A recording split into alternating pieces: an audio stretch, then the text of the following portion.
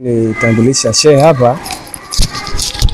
Mimi ni Mmasai ambaye nimebahatika kusilimu, na namshukuru Mwenyezi Mungu kwamba amenielekeza kujua dini iliyo sahihi, na ndio maana niko hapa kwa ajili ya Mwenyezi Mungu.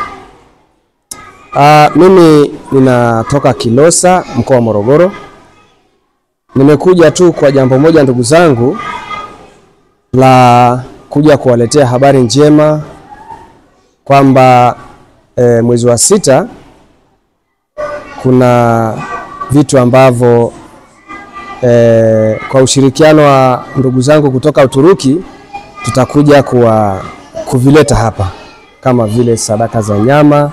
Tuna ng'ombe, tunachinja ng'ombe zaidi ya 100. Kwa hiyo tutazileta hapa, lakini pia kwa majaliwa ya Mwenyezi Mungu tunatarajia pia kuleta mahitaji, misaada kama sawa na mahitaji yenu.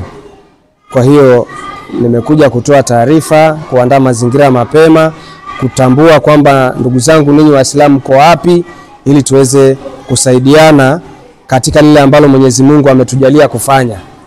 Kwa hiyo ndio maana niko hapa. Nimefurahi sana kuwakuta, na Mwenyezi Mungu awabariki. Asante sana. Takbir. Allahu Akbar.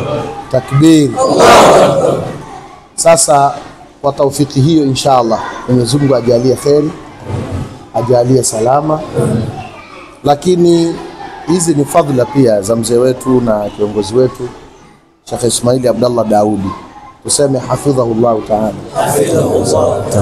Wazee mzee wetu katika wazee ndio wanaotusimamia baadhi ya majukumu yetu humu. Sawa. Kwa hiyo lazima tumtaje kiongozi wetu mzuri, anajua Ustadh Suleiman. Ustadh Suleiman, karibu bwana. Angalau